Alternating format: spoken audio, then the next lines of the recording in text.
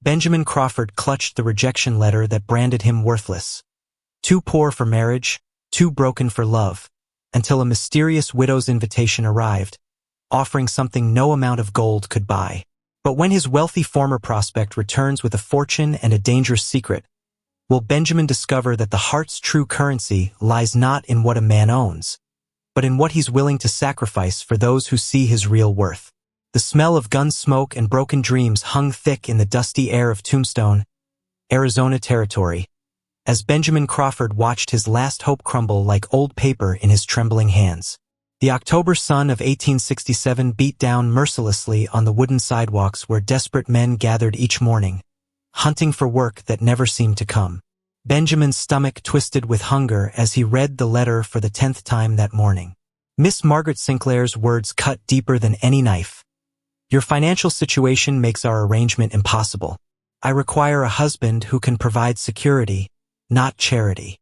His worn boots scraped against the rough planks as he walked past the Silver Dollar Saloon, where laughter and piano music spilled out into the street. Rich men in fancy suits counted their money while Benjamin counted his failures. The gold rush had passed him by, leaving nothing but dust and disappointment. Another rejection, Crawford? The voice belonged to Jake Murphy, a fellow who'd arrived in town the same week as Benjamin. Jake's luck had been better. He'd found work at the copper mine and could afford 3 meals a day. Benjamin folded the letter quickly, but not before Jake caught sight of the feminine handwriting. Mail-order bride turned you down again. Huh? That's what? The third one this month. Heat rushed to Benjamin's face. Other men on the street turned to stare, their expressions mixing pity with amusement. In a town where news traveled faster than tumbleweeds, everyone knew about his failed attempts at finding a wife through correspondence. Maybe try advertising yourself to someone who needs a farmhand instead of a husband, Jake continued with a cruel laugh. At least then you'd be honest about what you're worth. Benjamin's hands clenched into fists, but fighting wouldn't fill his empty stomach or mend his broken pride. He walked away, hearing the whispers that followed him like shadows. The general store window displayed goods he couldn't afford. Canned peaches, fresh bread, and letters from back east promising fortunes to brave men willing to work hard. But Benjamin had worked harder than most, and all he had to show for it were calloused hands and an empty wallet. His father's pocket watch pressed against his chest, the only valuable thing he owned. Papa had carried it through the war, promising it would bring good luck to the Crawford family. So far, that luck had been hiding mighty well. You look like a man carrying the weight of the world. The voice belonged to Martha Chun, who ran the boarding house where Benjamin had stayed his first week in town. She was one of the few people who'd shown him kindness without expecting payment in return. Just thinking about my options, Mrs. Chun. Options are like seeds, she said, sweeping dust from her front steps. Sometimes they grow in the strangest places, when you least expect it. Benjamin nodded politely, but her words felt hollow. What options did a man have when every door seemed locked and every opportunity required money he didn't possess? As evening approached, he made his way to the abandoned schoolhouse where he'd been sleeping since his boarding house money ran out. The building smelled of old books and faded dreams, much like himself. Through the cracked windows, he could see families gathering for dinner, their warm lights making his loneliness feel even sharper. He pulled out a piece of paper and began writing his daily letter to his sister back in Missouri. She was the only person who still believed in him, who still thought he might make something of himself in the territories. But how could he tell her that every day felt like sliding further down a hill he couldn't climb?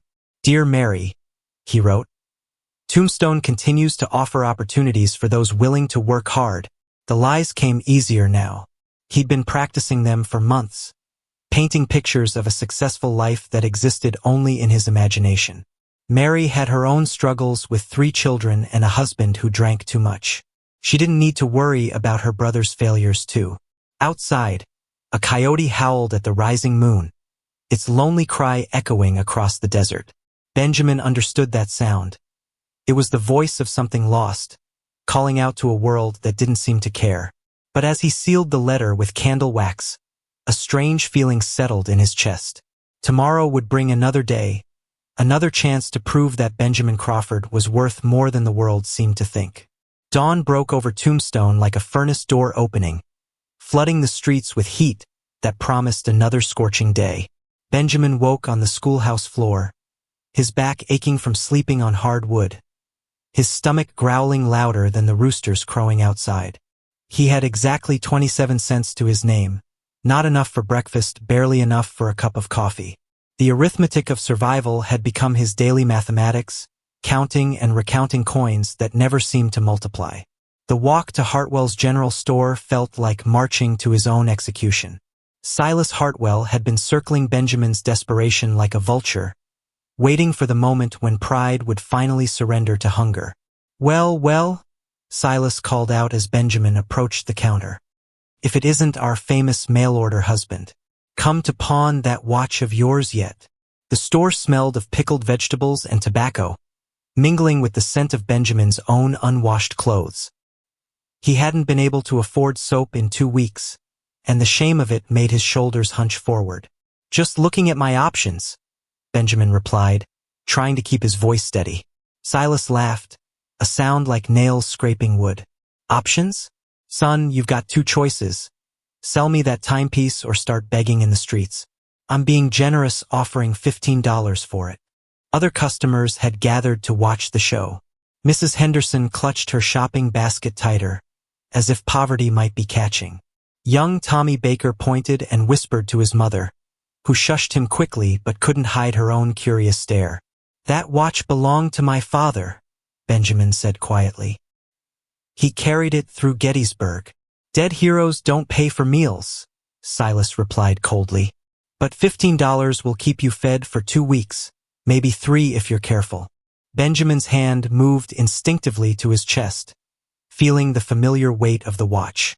It was the last connection to a man who'd believed in honor, in doing right even when it cost everything. What would Papa think of his son now, dirty and desperate, becoming entertainment for small-town gossips? "I heard tell that San Francisco lady sent you packing pretty quick," continued Silas, his voice growing louder. "What was her name? Sinclair? Smart woman, if you ask me.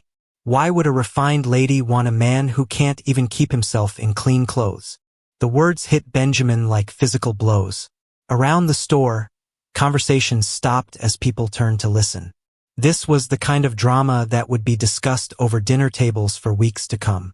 "Now, Silas," said Doc Morrison, the town's physician, "no need to kick a man when he's down. I'm just speaking truth, document. This territory's full of men who think they can make fortunes with nothing but hope and determination. Most of them end up like Crawford here. Broke, desperate, and too proud to admit they ain't cut out for frontier life." Benjamin felt something dangerous rising in his chest. Anger mixed with shame, creating a combination that made his vision blur around the edges. Every rejection, every sideways glance, every whispered comment had been building toward this moment. "You know what your problem is, Crawford?" Silas continued, apparently enjoying his audience. "You keep thinking you deserve better than your circumstances.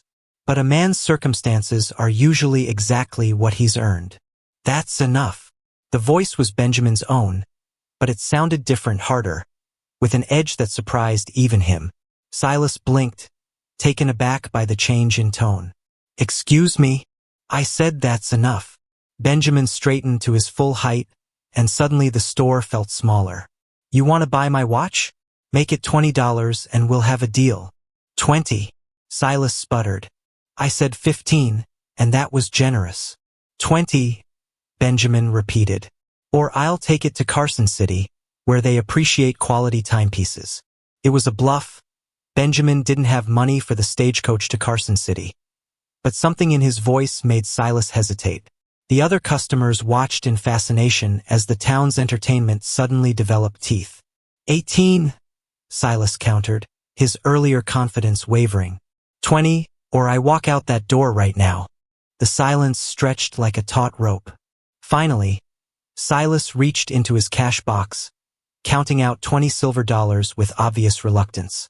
"You drive a hard bargain for a desperate man."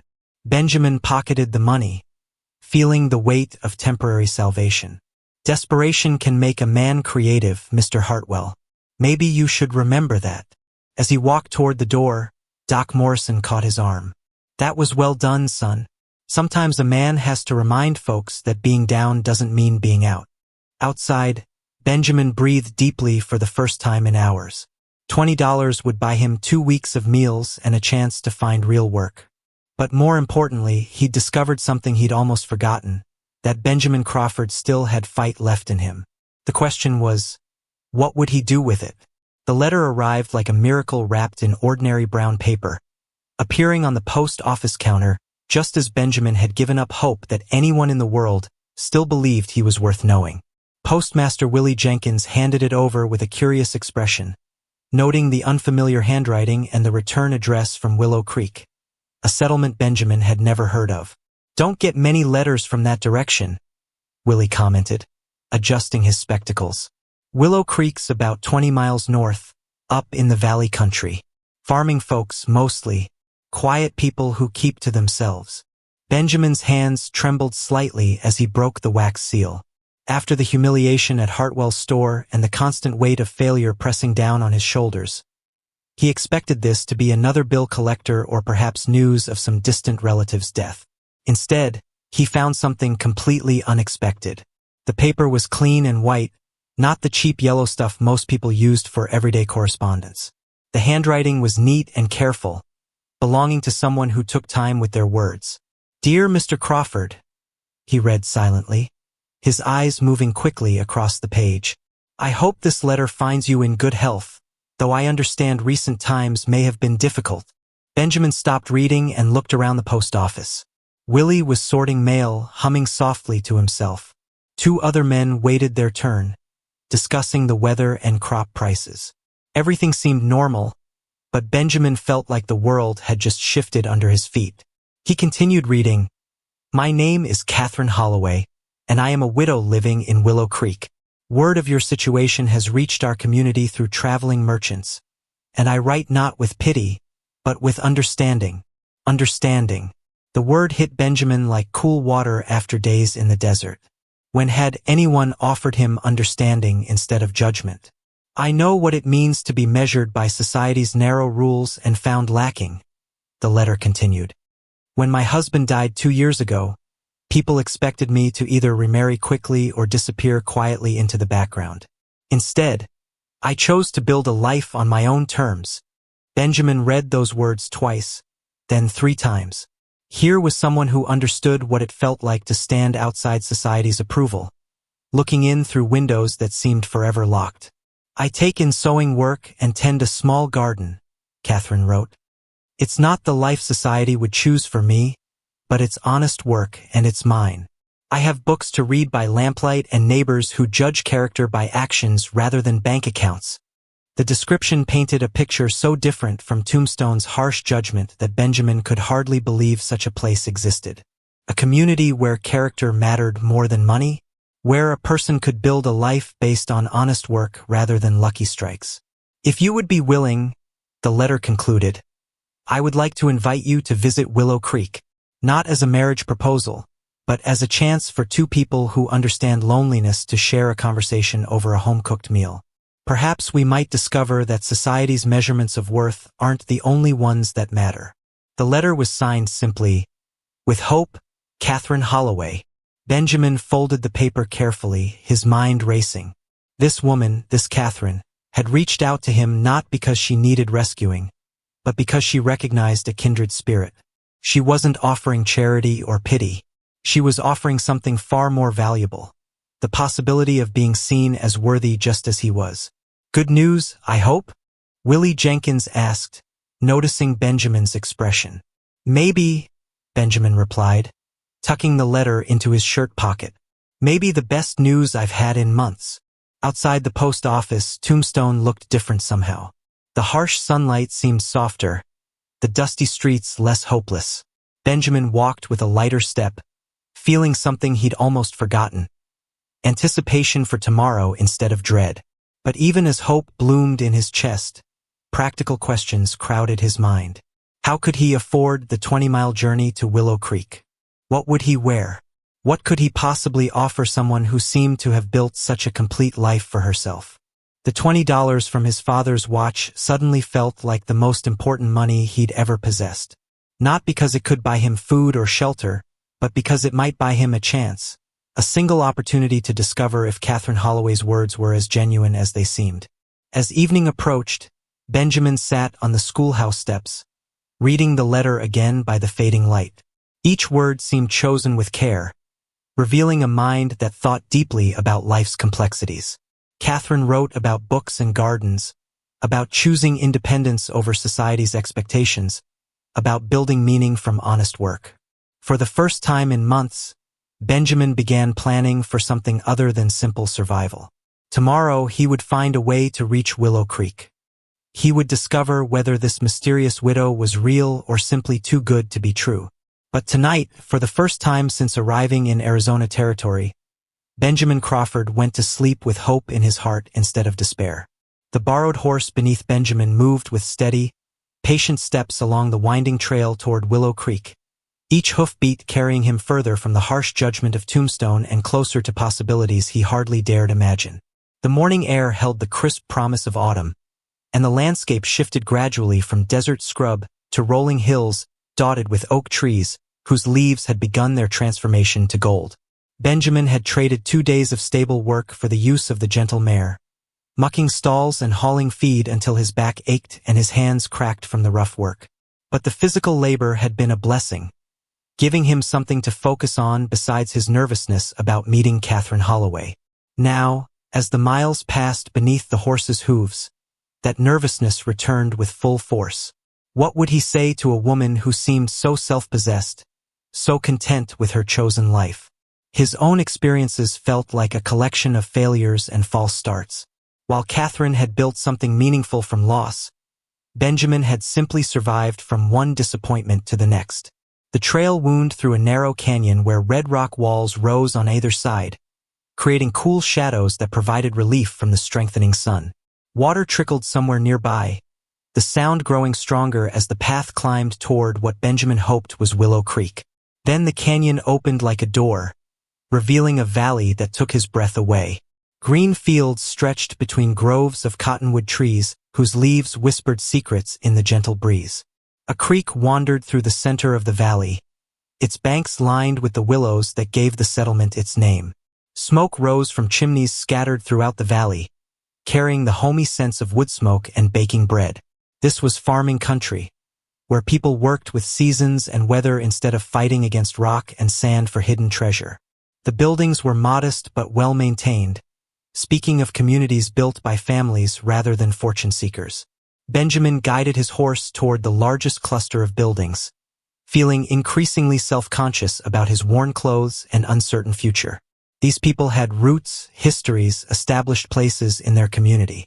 What business did a drifter have among such settled folks? A woman hanging laundry on a line looked up as he approached, offering a polite nod but keeping her distance. Benjamin understood her caution. Strangers could bring trouble to peaceful places like this. He touched his hat brim respectfully and continued toward what appeared to be the settlement's center. "You look lost, friend." The voice belonged to a weathered man repairing a wagon wheel outside what might have been a blacksmith shop. His tone was friendly but cautious, the greeting of someone willing to help but prepared for trouble. "Looking for the Holloway place," Benjamin replied, dismounting to show he meant no threat. "Mrs. Catherine Holloway." The man's expression shifted, becoming more welcoming. "Ah, you must be the fellow she's expecting. I'm Tom Bradley, the blacksmith here." Catherine mentioned she'd written to someone down Tombstone Way. Expecting. The word sent both relief and fresh worry through Benjamin's chest. Catherine had told people about inviting him, which meant she truly wanted him to come.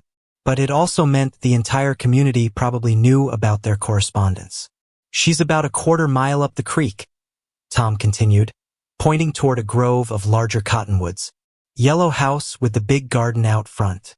Can't miss it." Benjamin thanked him and led his horse in the indicated direction, following a well-worn path that showed regular use by people traveling between homes. Children played near the creek, their laughter carrying across the water like music. An older man sat on his porch whittling something from a piece of pine, nodding politely as Benjamin passed. Everything about Willow Creek spoke of community, of people who knew their neighbors and looked out for each other. It was the kind of place Benjamin had dreamed about during his loneliest nights in Tombstone, a place where a person could belong instead of simply existing. The yellow house appeared exactly as Tom had described, nestled among tall trees with a garden that showed careful tending even as autumn began claiming the growing season. Neat rows of vegetables stretched toward the creek, and fruit trees heavy with apples created natural borders around the property.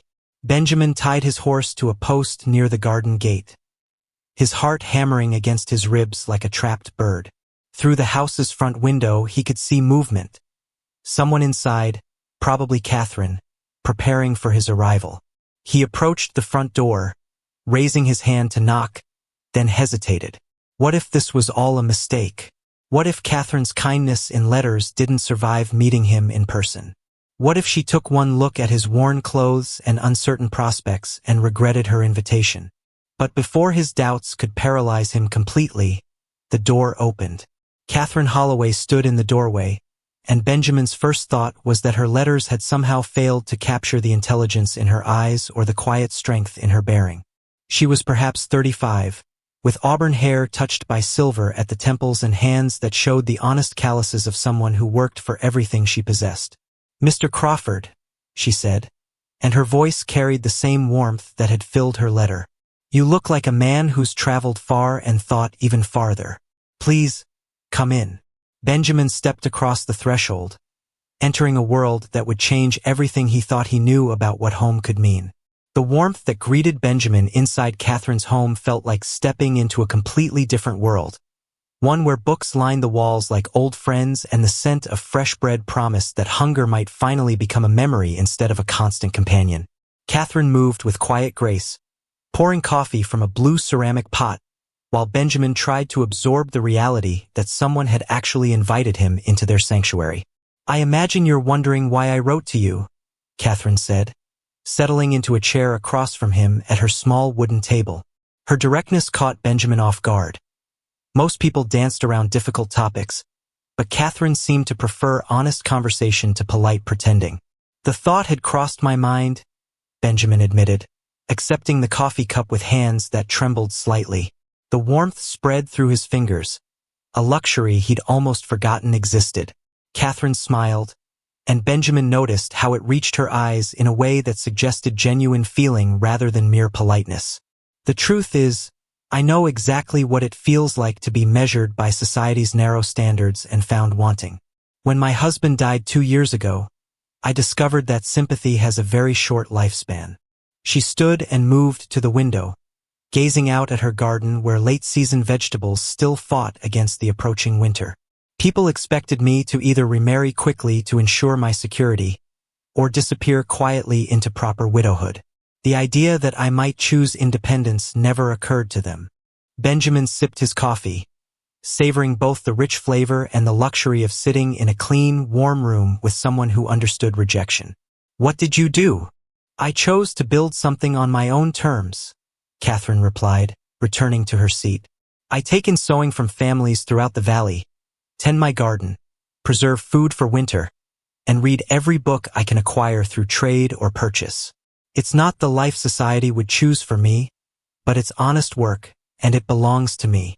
The conversation continued for hours, flowing as naturally as the creek outside her windows.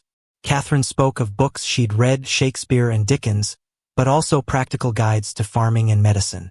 She described her neighbors with affection but also clear-eyed assessment of their strengths and weaknesses.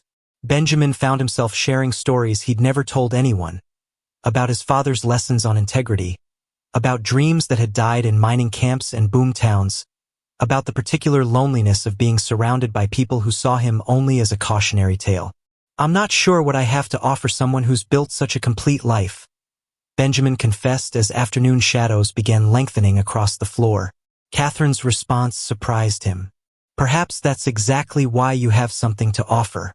You're not looking to rescue me or complete me, and I'm not looking to be saved. Maybe we're both just looking for companionship between equals." The word equals hung in the air like a revelation. When had anyone considered Benjamin an equal? In Tombstone, he'd been the broke dreamer, the failed prospector, the man whose circumstances proved his unworthiness. But Catherine looked at him and saw something different, a person whose value didn't depend on bank accounts or social standing.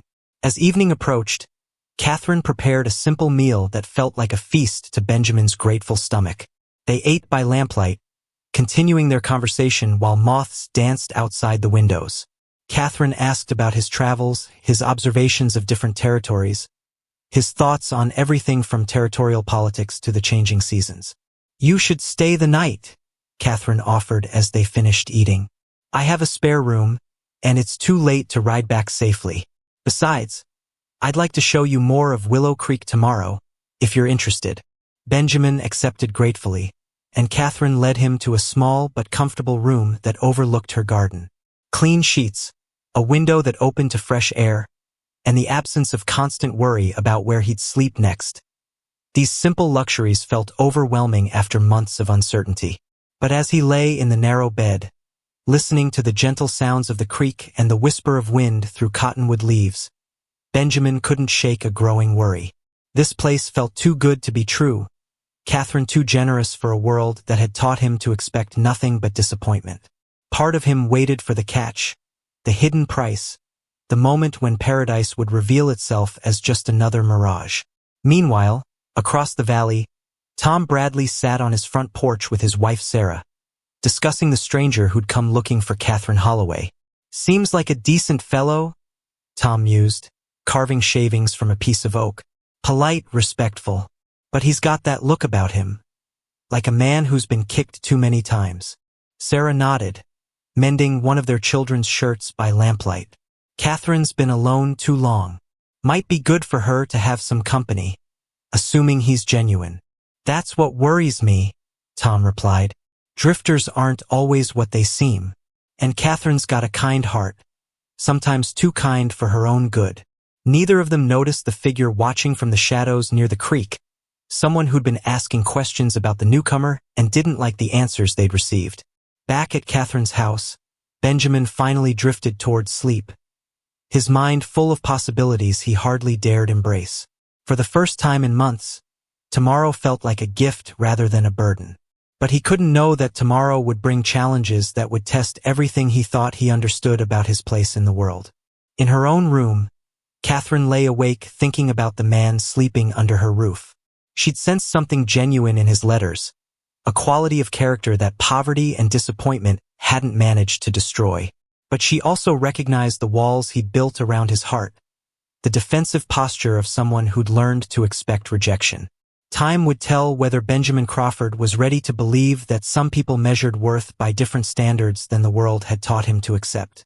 Catherine had built her independent life carefully, but she was beginning to realize that independence didn't have to mean isolation. Not if the right person came along who understood that true partnership meant supporting each other's strength rather than filling each other's weaknesses. As the night deepened over Willow Creek, two people who'd known society's harsh judgment drifted toward sleep, each wondering if they'd found something rare and precious. Another soul who understood that a person's true value couldn't be counted in coins or measured by conventional success. The morning sun painted Willow Creek in shades of gold and amber as Benjamin woke to the sound of roosters crowing and the gentle murmur of the creek flowing past Catherine's garden. But his peaceful awakening shattered when urgent shouts echoed across the valley, followed by the thunder of horse hooves racing toward the settlement's center. Benjamin dressed quickly and rushed outside to find Catherine already standing in her garden, her face tight with concern as she watched riders approaching from the eastern hills. "Fire!" The lead rider's voice carried clearly across the morning air. "Brush fire spreading fast from the Miller place. Need every able-bodied person with buckets and shovels." Catherine was already moving, gathering tools from her shed with practiced efficiency. "The autumn's been dry," she explained to Benjamin as they hurried toward the commotion. "One spark from a chimney or cooking fire can spread for miles if the wind catches it right." The scene at the settlement center looked like controlled chaos.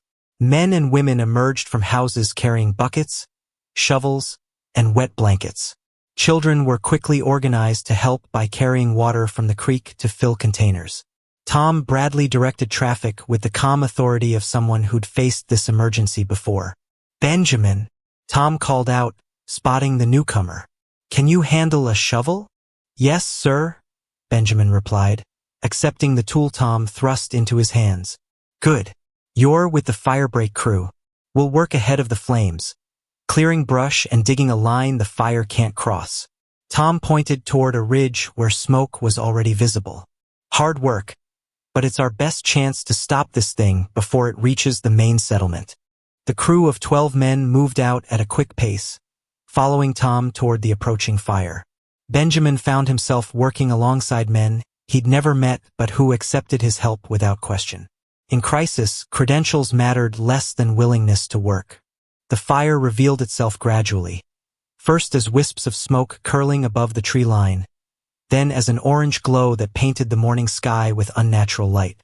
As they climbed toward the ridge, the smell of burning wood and grass grew stronger, mixing with the acrid scent of sage and pine needles transformed to ash.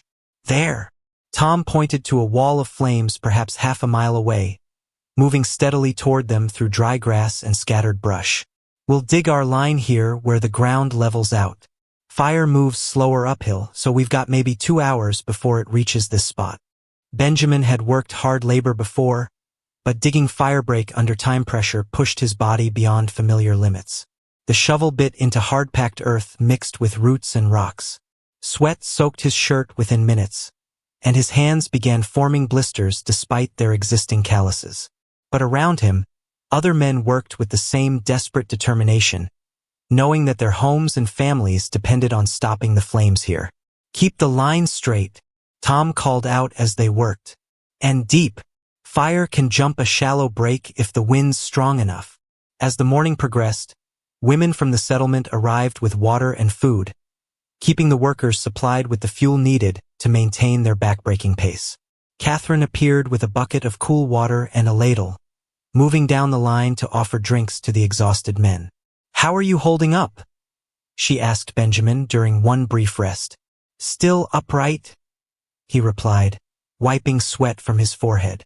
His hands were raw now, and his back screamed with every movement, but something inside him felt more alive than it had in months. Here was work that mattered, where his strength could protect people who'd shown him kindness. "The fire's moving faster than we hoped," Catherine said quietly, glancing toward the approaching flames. "Tom's talking about pulling back to a secondary line." Benjamin looked at their progress, perhaps 200 yards of cleared ground, with at least another 100 yards to go before they reached the natural rock barrier that would help stop the fire's advance. The math was simple and discouraging. "What if we don't pull back?" Benjamin asked. "What if we split the crew and work from both ends toward the middle?" Catherine studied his face, seeing something there that made her nod slowly. "That's dangerous.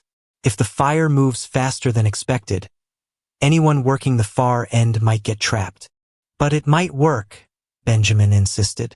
"And if it doesn't, you're no worse off than falling back to the secondary line anyway."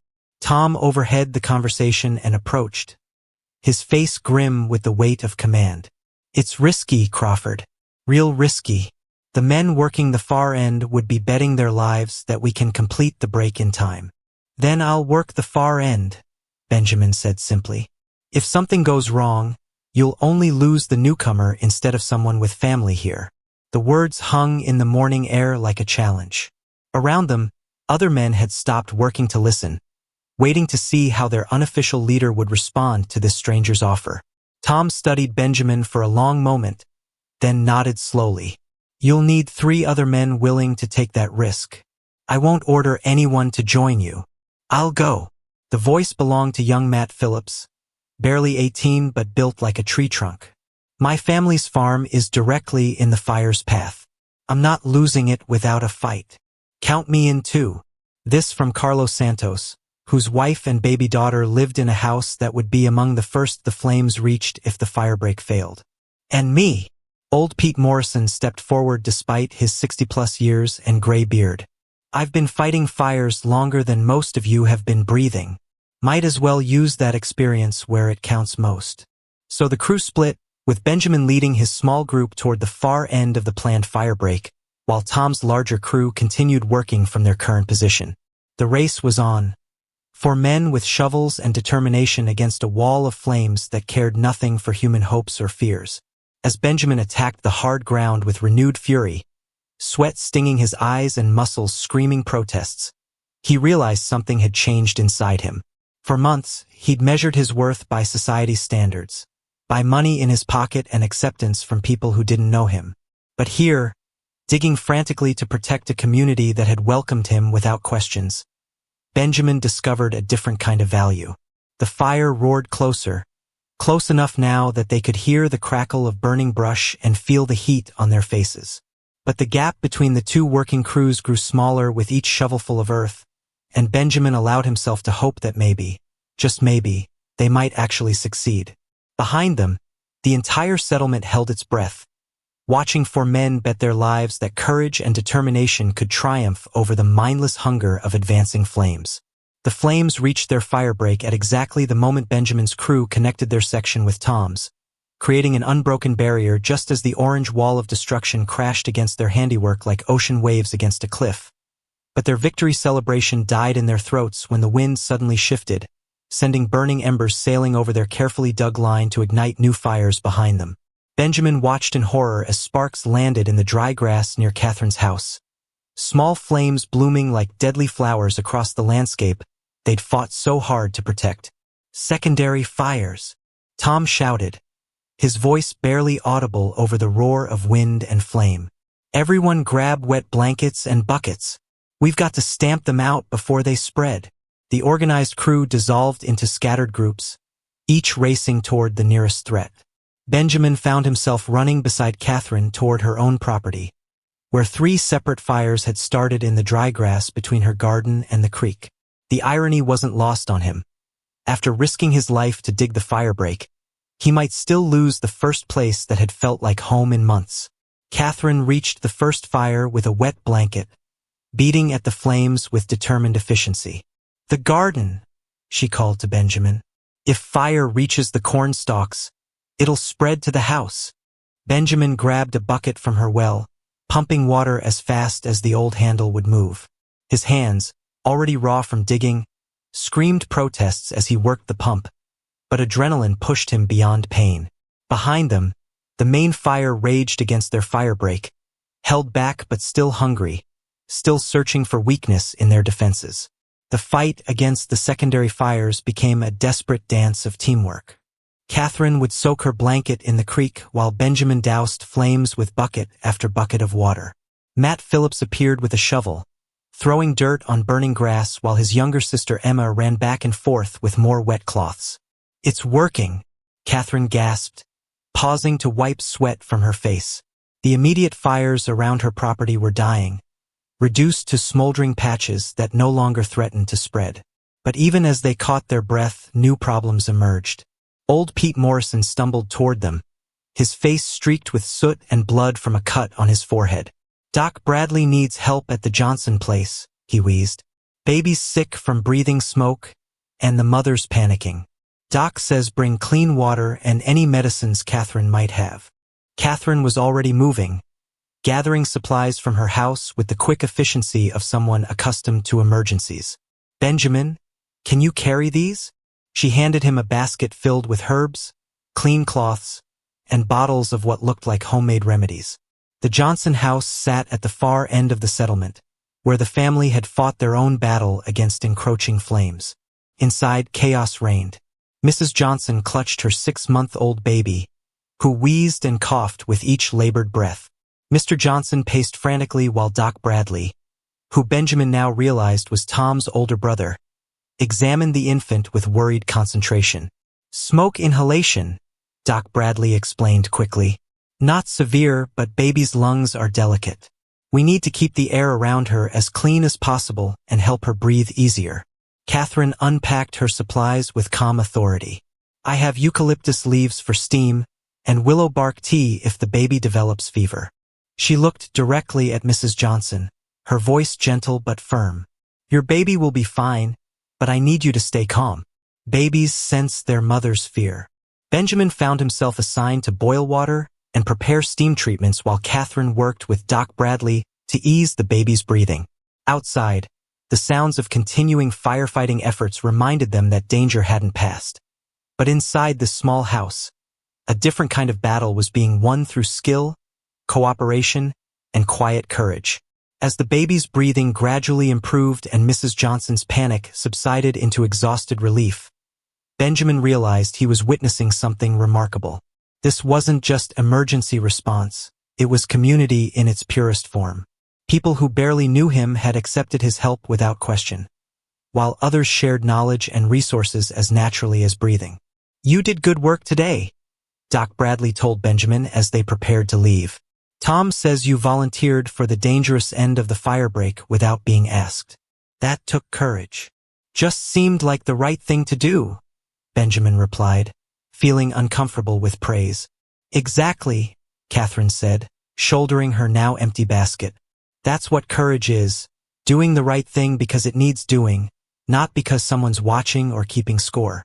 As they walked back toward Catherine's house in the gathering dusk, Benjamin felt something fundamental shifting inside him. For months, he'd measured his worth by external validation, by money earned, marriages accepted, social approval granted. But today, working alongside people who judged him by his actions rather than his circumstances, he'd discovered a different kind of value. The main fire had been contained, held back by their firebreak and slowly burning itself out against the natural rock barriers beyond the ridge. Smoke still rose from smoldering areas, but the immediate danger had passed. Families emerged from their houses to assess damage and begin cleanup, their faces showing the exhausted relief of people who'd faced disaster and survived. "Stay for dinner," Catherine offered as they reached her gate. "After today, I think we both need a quiet meal and time to process what happened." Benjamin accepted gratefully, following her into the house that had somehow become the closest thing to home he'd known in years. But as Catherine lit lamps against the growing darkness, neither of them could know that tomorrow would bring a visitor whose arrival would test everything they'd begun to build together. Outside, a figure watched from the shadows near the creek, someone who'd been asking questions about Benjamin Crawford and hadn't liked the answers they'd received. Someone who'd traveled a long way to find the man who'd disappeared from Tombstone just when he'd become interesting again. As Catherine prepared their simple meal, Benjamin sat at her table feeling more at peace than he had in months. The physical exhaustion from fighting fires couldn't diminish the satisfaction of work that mattered, of being part of something larger than his own struggles. For the first time since leaving Missouri, he could imagine building a life based on contribution rather than acquisition. But peace, like safety, could be fragile in a world where the past had a way of refusing to stay buried. The sound of expensive carriage wheels crunching across Willow Creek's simple dirt roads seemed as out of place as thunder on a clear day, announcing the arrival of someone who clearly didn't belong in a settlement where most folks traveled by horseback or farm wagon. And when the elegant conveyance stopped directly in front of Catherine's house, Benjamin felt his newly discovered peace begin to crack like ice on a warming pond. Through the front window, he watched a woman in fine clothes step down from the carriage, her movements carrying the practiced grace of someone accustomed to being watched and admired. Margaret Sinclair looked exactly as he remembered from her photograph. Blonde hair arranged in perfect curls, dress that probably cost more than most people in Willow Creek earned in a year, and the kind of confident bearing that came from never having to worry about where the next meal would come from. But seeing her here, in this place that had become his sanctuary, felt like watching two different worlds collide. "Benjamin, darling." Margaret's voice carried across the morning air with musical sweetness as she approached Catherine's front gate. "I've come such a long way to find you. We have so much to discuss." Catherine appeared beside Benjamin at the window, her expression carefully neutral as she studied the unexpected visitor. "Friend of yours?" she asked quietly. "Complicated," Benjamin replied, his mouth suddenly dry. "That's Margaret Sinclair, the woman who rejected my marriage proposal last month." Understanding flickered in Catherine's eyes, followed by something that might have been concern or calculation. "And now she's here. Interesting timing." Benjamin stepped outside to meet Margaret, Catherine following at a respectful distance. Up close, Margaret looked even more polished than her photograph had suggested. Skin like porcelain, clothes that whispered of wealth and privilege, jewelry that caught the morning sunlight like captured stars. "My dear Benjamin," Margaret said, extending a gloved hand as if expecting him to kiss it. "You look different, healthier somehow. This frontier air must agree with you." "Miss Sinclair," Benjamin replied formally, not taking her offered hand. "I wasn't expecting to see you again." Margaret's laugh tinkled like expensive crystal. "Oh, but circumstances have changed so dramatically. I've had time to reconsider our arrangement, and I realize I may have been hasty in my previous decision." She gestured toward her carriage, where a well-dressed man waited with obvious boredom. "I've brought Mr. Pemberton, my business advisor.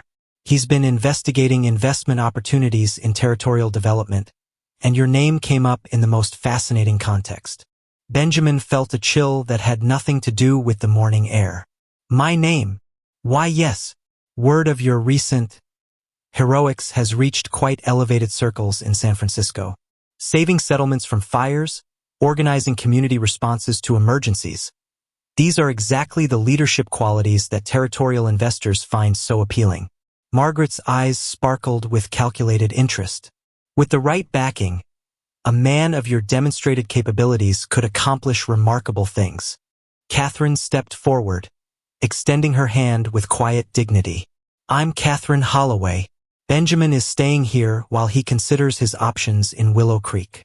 Margaret studied Catherine with the clinical assessment of someone evaluating potential competition. "How lovely. I'm sure you've enjoyed Benjamin's company, but I'm afraid we have urgent business matters to discuss. Territorial development waits for no one." The dismissal in Margaret's tone was subtle but unmistakable. Catherine's expression remained polite, but Benjamin caught the slight tightening around her eyes that suggested she'd recognized the slight for what it was. "Perhaps we could speak privately, Benjamin?" Margaret continued, her voice taking on intimate tones that seemed designed to exclude Catherine from the conversation. "What I have to propose will change your entire future." Benjamin looked between the two women, Margaret representing everything society said he should want, Catherine embodying everything he'd discovered he actually needed. The choice should have been simple, but Margaret's arrival had stirred up doubts he thought he'd buried. "Mrs. Holloway is welcome to hear anything you have to say, Miss Sinclair," Benjamin said finally. "She's been instrumental in helping me reassess my circumstances." Margaret's smile faltered for just a moment before returning full force. "Of course. How progressive of you, Benjamin. Very well then." She smoothed her skirts and launched into what sounded like a prepared speech. "I represent a consortium of San Francisco investors interested in territorial land development. Recent events, the fire you helped fight, your demonstrated leadership abilities, have convinced them that you're exactly the kind of man they need as a local partner." She gestured toward her advisor, who nodded gravely. "Mr. Pemberton has identified several properties in this area that could be purchased at current agricultural prices and developed for Eastern settlers seeking territorial opportunities. With proper investment, this entire valley could become a thriving commercial center." Benjamin felt Catherine stiffen beside him, though her expression remained carefully neutral. He was beginning to understand the true scope of Margaret's proposal and its potential impact on the quiet community that had welcomed him. "The initial investment would be substantial," Margaret continued, "but the returns could be extraordinary. We're talking about transforming this entire region, bringing civilization and prosperity to areas that have remained primitive for far too long." "And what would happen to the people who already live here?" Catherine asked quietly. Margaret's smile took on a patronizing quality. "Progress always requires adjustment, my dear. Current residents would certainly benefit from increased property values and new commercial opportunities. Those adaptable enough to embrace change would prosper alongside the development." The implications hung in the air like smoke from yesterday's fires. Benjamin imagined Willow Creek transformed according to Margaret's vision. Tom Bradley's blacksmith shop replaced by commercial buildings, Catherine's garden subdivided for housing lots. The quiet community where he'd found acceptance turned into another boomtown filled with strangers chasing quick profits. "It's a generous offer," Benjamin said carefully, "but I'd need time to consider all the implications." "Time?" Margaret laughed. "Benjamin, darling, opportunities like this don't wait for consideration. The consortium expects an answer within the week, or they'll find another partner. This could make you wealthy beyond your current imagination. Wealthy enough to live anywhere, marry anyone, build any kind of life you desire. The words struck exactly where Margaret intended them to, at Benjamin's deepest insecurities about his worth and future prospects. Here was everything he'd thought he wanted when he first came to the territories. Financial security, social acceptance, the respect that came with success. But as he looked at Catherine's carefully composed face, Benjamin realized that Margaret's offer came with a price that had nothing to do with money. It meant choosing between becoming the man society wanted him to be and remaining the man he'd discovered himself to be during yesterday's crisis. The choice would define not just his future, but the kind of person he was willing to become in pursuit of society's approval. The urgent pounding on Catherine's door at midnight shattered the uneasy peace that had settled over the household after Margaret's departure, and when Benjamin opened it to find Sheriff Dan Morrison's grim face in the lamplight, he knew that whatever news the lawman carried would change everything they thought they understood about Margaret Sinclair's sudden interest in territorial development. The sheriff's horse stood lathered with sweat behind him, steam rising from its flanks in the cool night air, evidence of a hard ride from Tombstone that spoke of genuine emergency.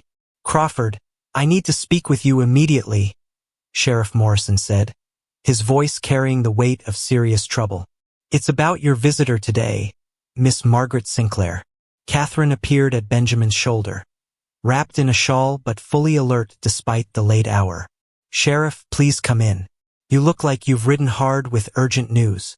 Sheriff Morrison stepped inside, accepting the chair Catherine offered while declining her offer of coffee.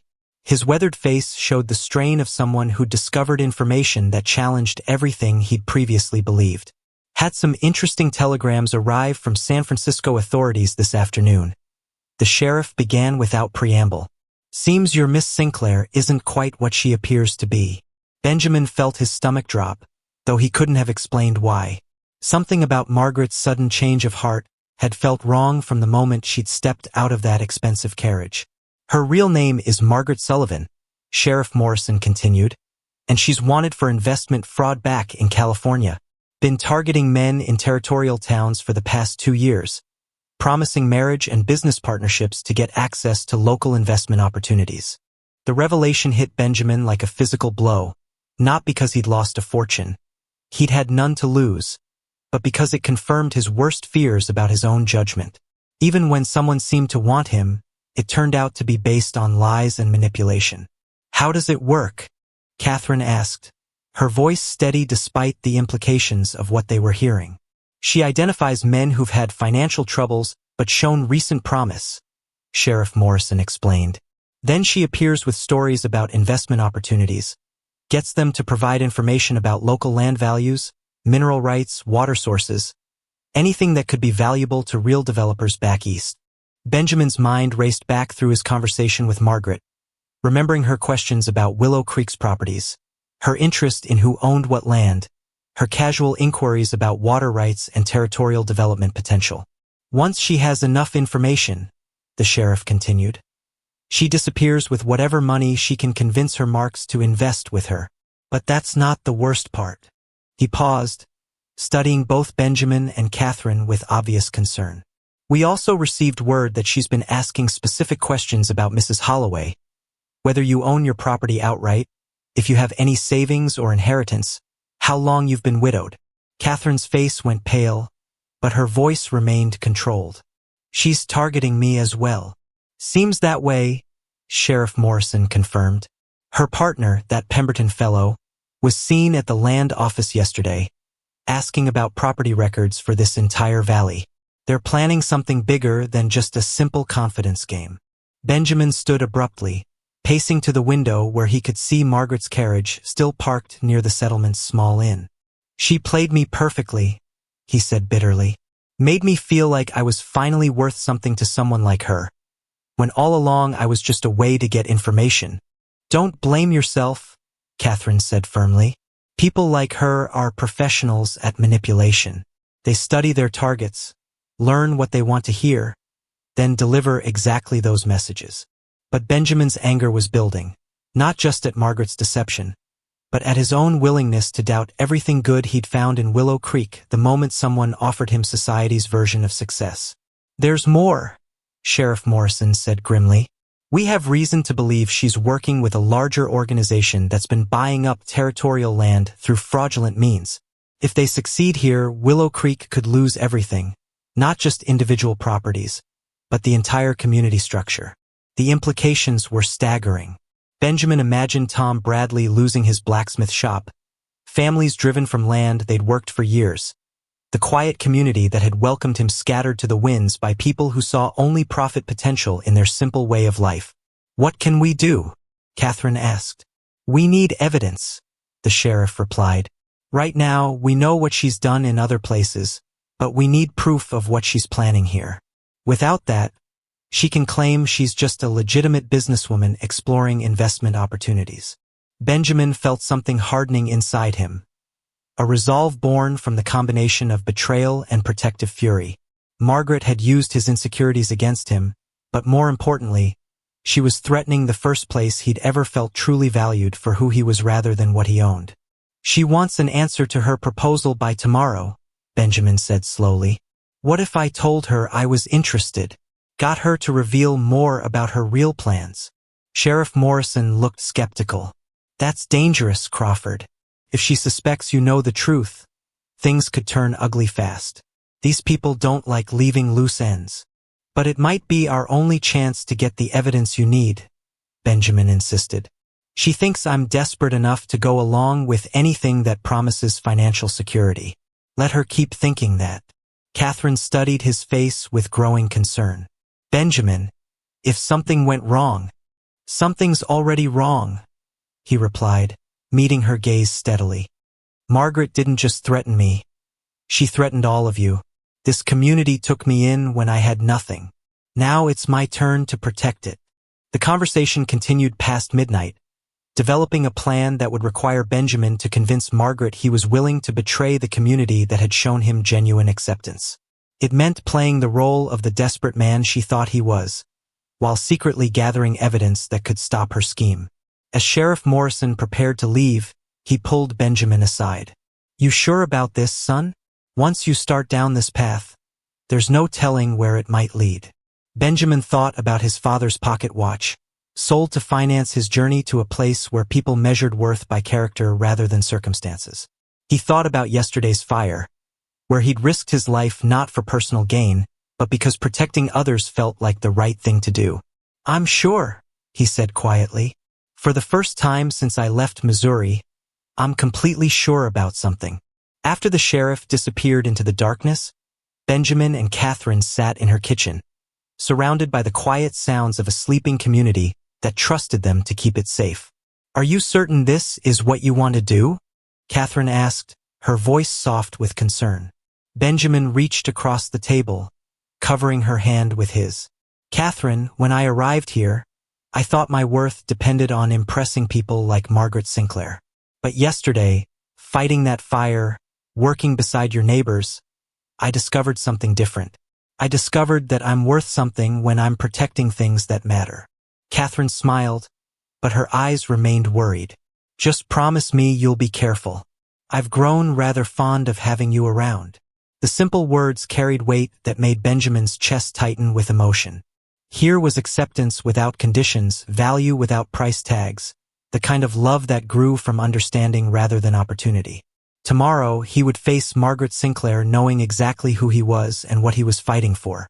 Tonight, he would hold onto the knowledge that some things were worth risking everything to protect. The morning sun cast long shadows across Willow Creek as Benjamin approached Margaret's carriage with his heart hammering against his ribs, knowing that every word he spoke in the next hour could determine whether this peaceful community survived or became another victim of sophisticated greed. But when he saw Margaret's triumphant smile as he approached, he realized she'd already convinced herself that her victory was assured, making his deception both easier and more crucial than he'd anticipated. "Benjamin, darling," Margaret called out, stepping down from her carriage with the graceful confidence of someone who'd never doubted the outcome of this negotiation. "I hoped you'd come to your senses overnight. Have you reached a decision about our proposal?" Benjamin forced enthusiasm into his voice, channeling the desperate man she expected to see. "I've thought about little else, Margaret. Your offer is overwhelming. But I need to understand exactly what my role would be in this development project." Margaret's eyes sparkled with predatory satisfaction. "Of course. Mr. Pemberton has prepared detailed maps showing the properties we've identified for acquisition." She gestured toward her business partner, who spread several documents across a makeshift table beside the carriage. Benjamin studied the papers with growing horror disguised as interest. The maps showed every property in Willow Creek marked with notes about current ownership, estimated values, and development potential. Catherine's house was circled in red with the notation priority acquisition, widow, emotional pressure effective. "As you can see," Pemberton explained in his dry, calculating voice, "we've identified the most strategic properties for initial development. The creek provides excellent water access, and the valley's natural protection makes it ideal for a planned community." "What about the current residents?" Benjamin asked, trying to sound like someone concerned about obstacles rather than people. Margaret waved dismissively. "Most will adapt to the changes. Property values will increase substantially, so landowners will profit from selling to us. Those who resist, well, there are legal mechanisms for encouraging cooperation when development serves the greater good." The casual cruelty in her voice made Benjamin's jaw clench, but he forced himself to nod thoughtfully. "And my compensation for facilitating these acquisitions? 20% of net profits," Margaret replied immediately, "plus a management position in the developed community. You'd go from territorial drifter to respected businessman virtually overnight." Pemberton pointed to specific properties on the map. "We've identified 3 key acquisitions that would give us control of the entire valley. The Bradley blacksmith shop controls access to the main road. The Santos farm holds the most fertile land. And the Holloway property controls water rights for the lower creek." Benjamin felt sick hearing Catherine's home discussed like a commodity to be acquired and exploited. But he maintained his expression of greedy interest. "How would you handle resistance from someone like Mrs. Holloway? She seems quite attached to her independence." Margaret's laugh was cold and calculating. "Oh, my dear Benjamin, that's where you become invaluable. Mrs. Holloway clearly has feelings for you. A word in the right ear, a suggestion that her cooperation would secure your future together. Lonely widows can be remarkably accommodating when properly motivated. The suggestion that he should manipulate Catherine's feelings to facilitate her destruction nearly broke Benjamin's composure.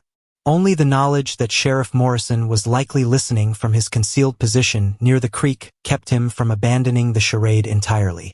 "That's brilliant," he managed to say. "Use her trust in me to secure her cooperation." "Exactly." Margaret clapped her hands together like a delighted child. "And once we control the Holloway property, the rest of the valley becomes much more manageable.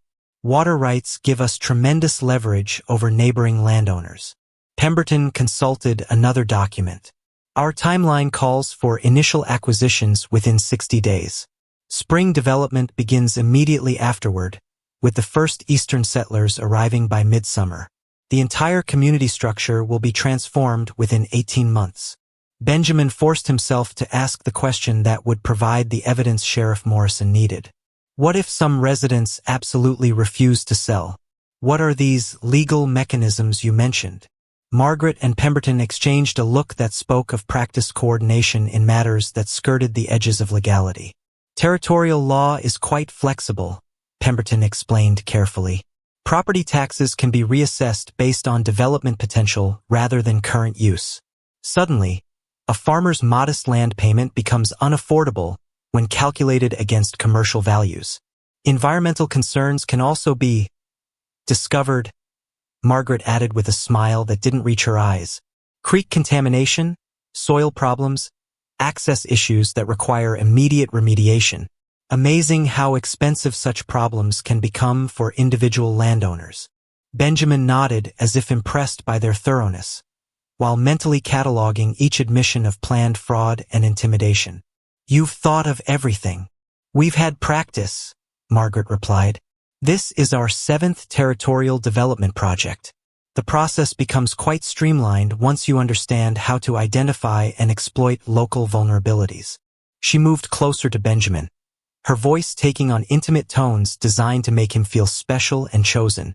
Benjamin, darling, this is your chance to become the man you've always wanted to be. Wealthy, respected, powerful enough to make your own choices instead of accepting whatever scraps society offers.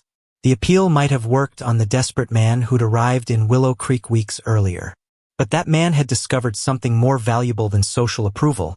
He'd found a community where his worth wasn't measured by his bank account, and a woman who valued his character more than his prospects. I accept your proposal, Benjamin said firmly, extending his hand to seal what Margaret thought was a bargain for his soul. As Margaret shook his hand with triumph blazing in her eyes, Benjamin caught a glimpse of movement in the trees near the creek. Sheriff Morrison was in position, along with what looked like several other men. The evidence was gathered, the trap was set, and Margaret Sinclair's career of territorial exploitation was about to come to an abrupt end. Wonderful, Margaret exclaimed. Mr. Pemberton will prepare the contracts immediately. By this time tomorrow, you'll be our official local partner, and Willow Creek's transformation can begin.